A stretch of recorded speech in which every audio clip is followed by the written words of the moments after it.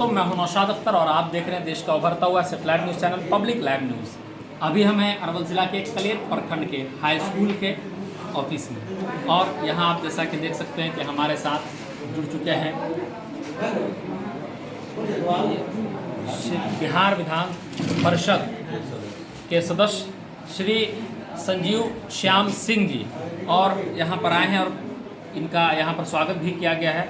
आइए हम इनसे कुछ बातचीत करते हैं। सबसे पहले सर आपको हमारे चैनल पर बहुत बहुत स्वागत है। धन्यवाद सर किस विषय में यहाँ पर आना हुआ, किस तरह से इस तरह कुछ रोशनी डालेंगे? मेरा ये विद्यालय जो है मेरे क्षेत्र के अंतर्गत आता है।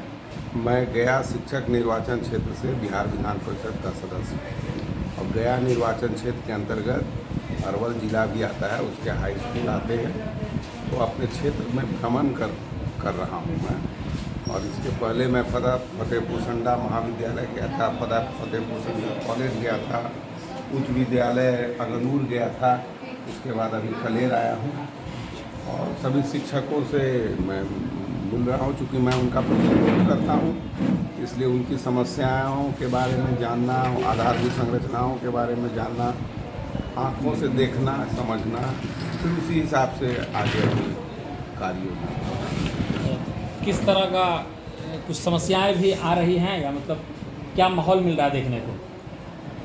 माहौल पहले से बहुत इम्प्रूवमेंट है, लेकिन अभी आधारभूत संरचनाओं में बहुत कमी है।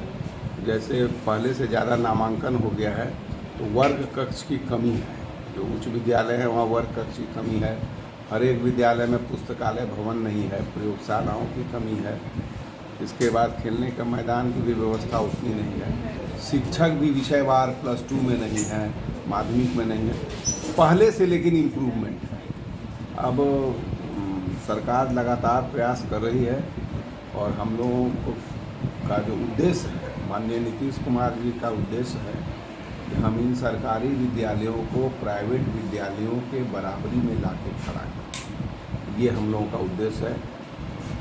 बाकी शिक्षकों में भी कुछ आक्रोश है, उनको वेतनमान की आवश्यकता है, चाहते हैं कि हमें पूरी वेतनमान मिले। वो अभी नहीं पूर्ण मिला। काम नहीं करते ना शिक्षक, नहीं, कैसे हम कर सकते हैं पूर्ण काम नहीं करते? अगर वो पूर्ण काम नहीं करते तो रिजल्ट इतना 80%, 82%, 85% रिजल्ट देते हैं। नहीं तो उसमें तो बहुत सारा जो काम हो रहा है वो प्राइवेट लोग भी तो कर रही है। ज़रूरी नहीं कि सरकारी में ही पढ़कर के 80% रिजल्ट लाया जाए।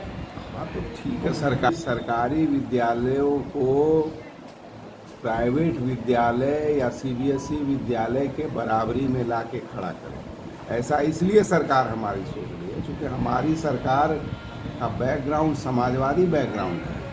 ये गरीबों की सरकार है और आप जानते हैं समाज के सभी वर्गों के, चाहे वो अनुसूचित जाति के हों, अति पिछड़ा वर्ग के हों, पिछड़ा वर्ग के हों, वंचित वर्ग के हों या सामान्य वर्ग के हों, इन सभी वर्गों के जो आगे बढ़े हुए लोग हैं, जो संपन्न लोग हैं, वो अपने बच्चों को सरकारी विद्यालय में नहीं पढ़ाते। इसलिए सरकार के सामने एक चुनौती है कि आखिर गरीब के बच्चों का क्या होगा, इनकी व्यवस्था में कैसे सुधार किया जाए। अच्छा सर, ऐसा नहीं होना चाहिए कि जो सरकारी विद्यालय के या सरकारी जो लोग हैं उनके बच्चे भी सरकारी स्कूल में पढ़ें, तब हो सकता है कि शिक्षा का स्तर कुछ ऊपर जाए? नहीं, रोक कहाँ है?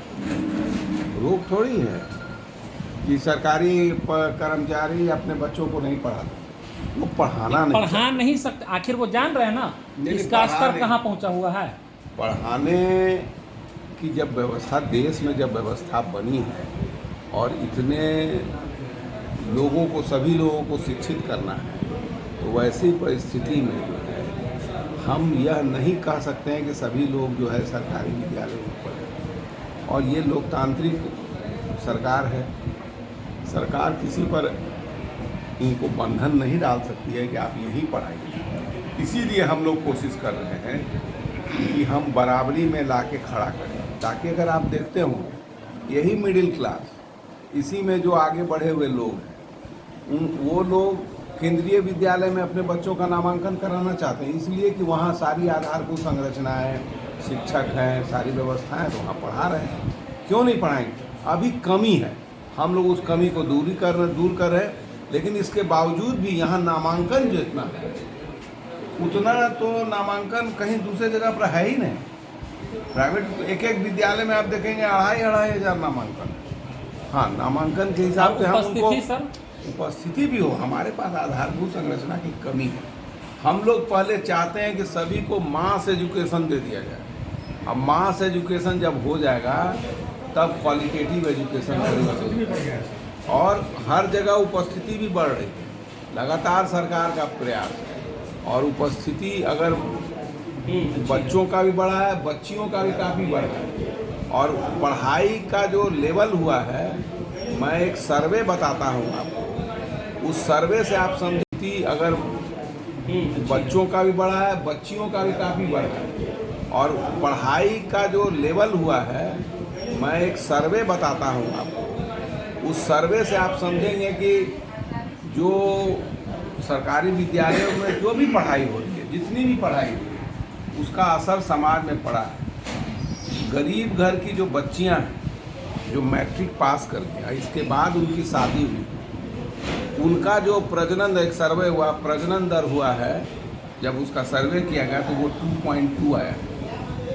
और वहीं जो बच्चियां इंटर पास कर गई, गरीब घर की इंटर पास कर गए, तो उनका प्रजनन दर घट के 1.6 हो गया। और ये जो परिणाम आए हैं, इस परिणाम ने यह साबित किया है कि बच्चियां भी अगर पढ़ रही हैं सरकारी विद्यालयों से और सिर्फ पढ़ा दिया जाए तो जनसंख्या पर बड़े पैमाने पर नियंत्रण किया जा सकता है। तो आप देख रहे, सुन सुनिए, पढ़ा दिया गया। अभी रिपोर्ट आ रहा है। मैं क्या कहा कि जो बच्चियां मैट्रिक पास कर गई हैं, इसके बाद उनकी शादी की गई, तो वो 2 ही बच्चे पैदा कर रहे हैं। उसके लिए विद्यालय में किशोरी मंच की स्थापना हुई है और उसका असर है। और इसीलिए अभी आप देखते होंगे देश भर में एक चर्चा चल रही है कि जनसंख्या नियंत्रण करने के लिए कानून बनाई। और हम देख रहे हैं कि जिन्हें पढ़ा दिया जा रहा है, अपने आप जनसंख्या का नियंत्रण हो जा रहा है। इसलिए कोई कानून बनाने की जरूरत नहीं। और ये सर्वे है 2005 के बाद से 2020 तक जितनी बच्चियां पढ़ी हैं, उन पर सर्वे किया गया और उसका रिपोर्ट मैं बता रहा हूं। इसलिए पढ़ाई का असर कैसे नहीं, आपको नहीं दिखाई इसलिए पढ़ रहा है ज़्यादा, क्योंकि आप गरीबों के बीच में उतना जा नहीं। यहाँ सब बच्चे जो है चौराहा पर, चौक पर संपन्न आदमी का ना बच्चा दिखाई पड़ता है, नजर आता है, बोलता हुआ नजर आता है। इन गरीब के बच्चे बोलते हुए नजर नहीं आते हैं, वो घर चले जाते हैं, चुप रहते हैं। ये स्थिति है।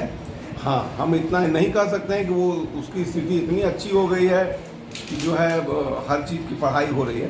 पढ़ाई में कमी है, लेकिन हम उसमें सुधार कर रहे हैं। पहले जितने शिक्षक थे उससे ज़्यादा शिक्षक हैं।